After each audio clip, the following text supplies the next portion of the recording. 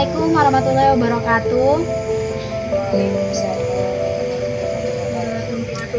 Alhamdulillah, segala puji bagi Allah yang masih memberikan kita nikmat iman, nikmat kesehatan, dan kesempatan untuk saling mengingatkan dalam kebaikan. Sholawat serta salam semoga selalu tercurahkan kepada junjungan kita Nabi besar Muhammad SAW serta keluarga dan para sahabat beliau. Teman-teman muslimah yang dirahmati Allah, kajian singkat ini bukan untuk menghakimi, bukan untuk merasa paling benar, tapi sebagai pengingat lembut untuk diri saya sendiri dan juga untuk kita semua tentang satu hal yang sering kita jaga penampilannya tapi kadang lupa kita rawat isinya, yaitu hati. Rasulullah SAW bersabda, "Ketahuilah, dalam tubuh manusia terdapat segumpal daging. Jika ia baik, maka seluruh tubuh akan menjadi baik, dan jika ia rusak, maka seluruh tubuh akan menjadi rusak. Ketahuilah, itulah hati." Hadis riwayat Bukhari dan Muslim. Nah, jadi teman-teman, hadis ini mengajarkan kepada kita bahwa pusat dari semua perilaku manusia adalah hati. Yang mana apa yang kita ucapkan, apa yang kita lakukan, cara kita bersikap, bahkan cara kita memandang diri sendiri dan orang lain, semuanya berawal dari kondisi hati.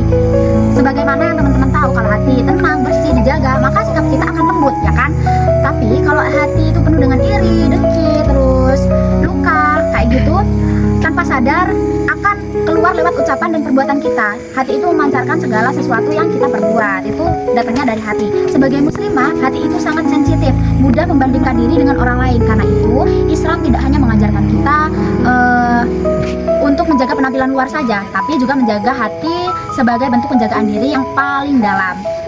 Sebagai muslimah di zaman sekarang, banyak hal yang membuat hati itu lelah. Contohnya, membandingkan hidup sendiri dengan orang lain di media sosial, terus merasa kurang, merasa tertinggal, ataupun overthinking. Itu overthinking juga masalah hati kita, menyimpan kecewa tanpa cerita. Kan banyak dari muslimah-muslimah yang menyimpan ceritanya itu di diri sendiri gitu loh. Jadi hadis ini mengingatkan kita bahwa memperbaiki diri tidak selalu dimulai dari luar, tapi dari hati kita sendiri. Nah, bagaimana cara menjaga hati untuk para muslimah ini? Yang pertama, kurangi membandingkan diri dengan orang lain. Setiap muslimah punya perjalanan hidup masing-masing. Dua, belajar memaafkan meskipun pelan-pelan. Memaafkan bukan berarti melupakan, tapi membebaskan hati dari beban. Yang ketiga, kalau misalkan kita emang udah sakit hati banget, perbanyak mengadu kepada Allah Subhanahu wa Ta'ala, bukan kepada manusia, karena Allah yang paling tahu isi hati kita. Isi hati dengan hal-hal yang baik, itu cara yang keempat. Ya, kayak misalkan kita berzikir, ketika kita marah kita mengucapkan astagfirullah, itu kan sudah termasuk berzikir ya. Dan lingkungan yang menenangkan, kita healing kemana kita itu bisa tenang, supaya hati kita ya bersih lagi gitu. Lalu teman-teman muslimah yang dirahmati Allah, hadis ini mengajarkan kita ketika hati dijaga, diri kita pun akan terjaga. Jadi apakah teman-teman muslimah ini ada pertanyaan? Kalau ada yang ditanyakan mengenai penyakit hati. Mungkin saya ada pertanyaan terkait pemaparan yang telah disampaikan tadi tentang cara muslimah dalam menjaga hati. Saya ingin bertanya, bagaimana caranya kita berhenti membandingkan diri kita sendiri dengan orang lain? Mungkin seperti itu. Oke, ada lagi pertanyaan, nanti biar saya jawab sekalian gitu.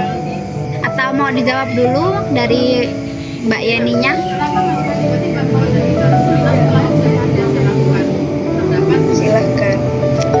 Oke, saya akan menjawab dari pertanyaan Mbak Yeninya ya. Masya Allah banget pertanyaannya itu, mungkin orang-orang supaya biar tahu. Nah, jadi kita itu bisa mengikuti sabda Rasulullah yang mana itu berbunyi, "Unzuru ila man huwa asfala minkum wa la tanzur ila man huwa fawqakum." Yang mana artinya, lihatlah orang yang berada di bawah kalian dan jangan melihat orang yang berada di atas kalian. Hadis riwayat Muslim. Jadi kalau kita membandingkan diri sering membuat hati lelah, terus tidak bersyukur, hadis ini mengingatkan kita untuk fokus pada nikmat yang sudah Allah berikan kepada kita gitu, bukan pencapaian orang lain. Kita nggak boleh iri dengan pencapaian orang lain. Setiap muslimah punya jalan dan waktunya masing-masing. Seperti itu Mbak Ini, apakah sudah cukup? Menjelaskan. Terima kasih kepada Oke.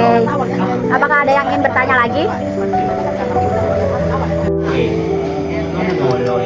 Untuk kalau sulit memaafkan orang yang pernah menyakiti hati kita, apa itu berdosa?